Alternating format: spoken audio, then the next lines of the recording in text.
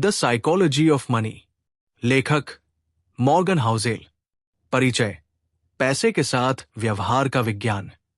The psychology of money सिर्फ पैसे कमाने या बचाने की तकनीकों की किताब नहीं है। ये किताब उस मनोविज्ञान के बारे में है जो ये तय करता है कि हम पैसे के साथ कैसे सोचते हैं, व्यवहार करते हैं और फैसले लेते हैं। लेखक मॉर्गन हाउसेल बताते हैं कि धन से जुड़ी सफलता का 90% भाग व्यवहार पर निर्भर करता है, न कि आईक्यू, धम्बीय डिग्री या बाजार की भविष्यवाणी करने की क्षमता पर। मुख्य विचार: धन का मनोविज्ञान क्या है? हर इंसान पैसे को अलग नजरिए से देखता है, क्योंकि हर किसी की परवरिश अलग होती है। उनका सामाजिक, आर्थिक, पारिवारिक और सांस्कृतिक अनुभव भिन्न होता है। इसलिए हम पैसे के साथ भावनात्मक रूप से जुड़ते हैं, तर्क से नहीं। ये किताब इसी बात को विस्तार से बताती है कि हमें पैसे के साथ कैसे सोच बदलनी चाहिए। अध्याय 1: कोई भी पागल नहीं है। No once crazy. हर इंसान अपने जीवन के अनुभव के आधार पर पैसों को समझता है। अगर कोई व्यक्ति शेयर मार्केट से डरता है तो वो गलत नहीं है, शायद उसने बुरा अनुभव लिया है। कोई व्यक्ति क्यों ज्यादा खर्च करता है? शायद उसके माता पिता बहुत गरीब थे। इसलिए हम किसी को पैसे के फैसलों के लिए जज नहीं कर सकते। सीख: सबका आर्थिक नजरिया अलग है।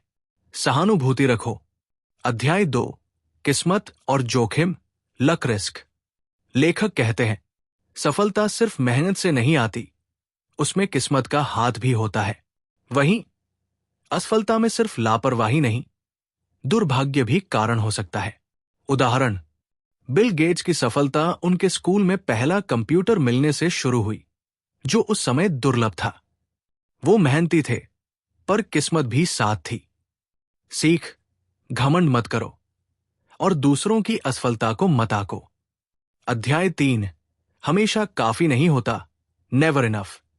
धन का पीछा एक अंतहीन दौड़ है। करोड़पति बनने के बाद भी कई लोग अरबपति बनने की लालसा रखते हैं।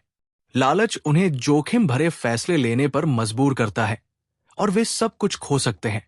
सीख: जो तुम्हारे पास है उसकी कद्र करना ही असली अमीरी है। अध्याय 4: धन कमाना बनाम धन बनाए रखना। धन कमाना एक कला है, लेकिन उसे बचाना और बढ़ाना एक अलग कौशल है। बहुत लोग करोड़ों कमा लेते हैं, लेकिन अगर वे बचा नहीं पाते तो सब खो देते हैं। सीख: बचाव, सेविंग, संयम, डिसिप्लिन और स्थायित्व, पेशेंस सबसे बड़े हथियार है। अध्याय 5: संयम और धैर्य, save money and be patient. धनवान बनने का सबसे आसान तरीका: खर्च कम करो और नियमित बचत करो। आपको करोड़ों कमाने की जरूरत नहीं, अगर आप अच्छी आदतों से चलें। पैसे को लंबे समय तक निवेश करने से चमत्कारिक लाभ होता है, इसे कंपाउंडिंग कहते हैं। सीख: धैर्य और अनुशासन से आप बिना भागदौड़ के भी अमीर बन सकते हैं। अध्याय 6: कंपाउंडिंग की शक्ति, पावर ऑफ कंपाउंडिंग।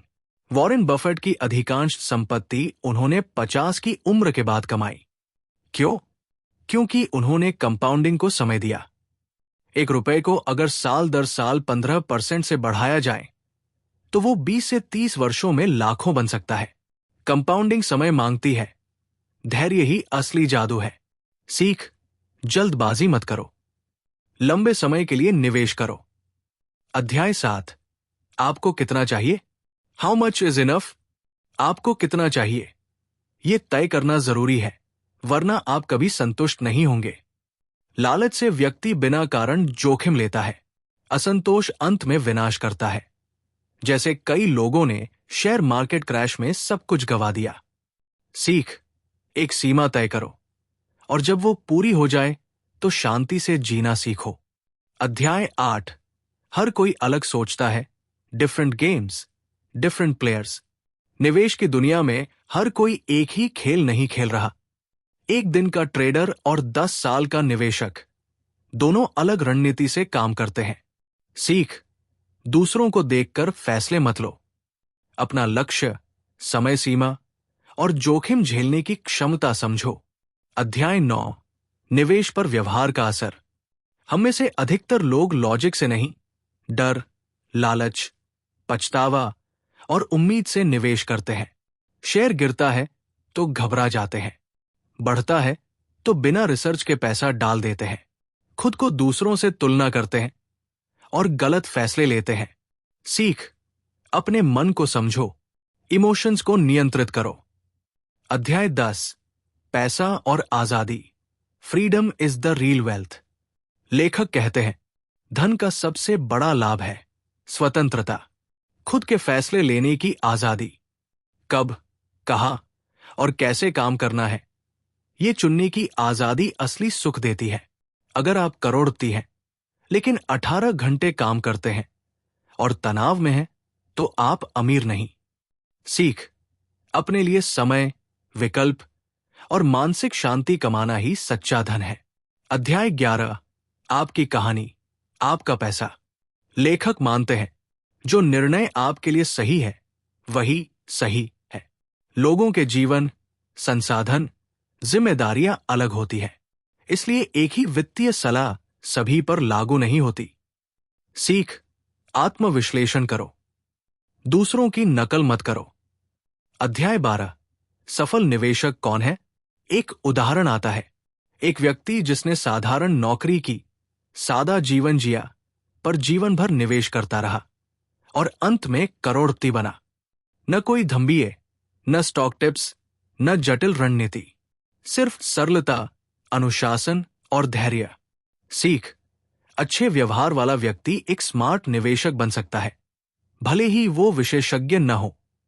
अध्याय 13, मैं नहीं जानता कहने की ताकत। लेखक बताते हैं कि जब आप मान लेते हैं कि आप सब कुछ नहीं जानते, तो आप अधिक सुरक्षित फैसले लेते हैं। अति आत्मविश्वास से बचें, अनिश्चितता को स्वीकार करें और योजना बनाएं कि अगर गलत हुआ तो क्या। सीख, नम्रता ही सबसे बड़ा निवेश ज्ञान है। अध्याय 14, दीर्घकालिक सोच ही कुंजी है। निवेश की दुनिया में सब्र जीतता है। जो लोग ज्यादा सोचते हैं, बार बार निवेश बदलते हैं, वो अक्सर हारते हैं। शांत, स्थिर, लंबे समय तक निवेश करने वाला व्यक्ति ही आगे बढ़ता है। सीख, शोरगुल से दूर रहो, धीरे धीरे अमीर बनो। निष्कर्ष, द साइकोलॉजी ऑफ मनी क्यों पढ़े। ये किताब बताती है, पैसा सिर्फ गणित नहीं, व्यवहार है। आपकी मानसिकता, भावनाएं और आदतें तय करती है कि आप कितना अमीर बनेंगे। निवेश, बचत और खर्च का कोई जादुई फार्मूला नहीं, सिर्फ अनुशासन और धैर्य चाहिए। सच्चा अमीर वह है जो अपने समय और निर्णयों का मालिक हो। 10 अमूल्य सीख इस किताब से। हर किसी की धन यात्रा अलग होती है, तुलना मत करो। लालच से बचो, संतोष सीखो। किस्मत और जोखिम दोनों जीवन का हिस्सा है। बचत करो, भले ही आपकी आमदनी कम हो। धन से आजादी खरीदो, दिखावा नहीं। कंपाउंडिंग को समय दो, ये चमत्कार करेगा। अपने लक्ष्य और खेल को पहचानो। इमोशंस को समझो और नियंत्रण में रखो। हर सफल निवेशक पढ़ा लिखा नहीं होता, अनुशासित होता है। सब्र सबसे बड़ी रणनीति है। अंतिम संदेश, धनवान वो नहीं है जिसके पास ज्यादा पैसा है। धनवान वो है जो कम में खुश है और समय का मालिक है। अगर आप पैसे के साथ सही मानसिकता विकसित कर लें, तो दुनिया की कोई चीज आपको अमीर बनने से नहीं रोक सकती।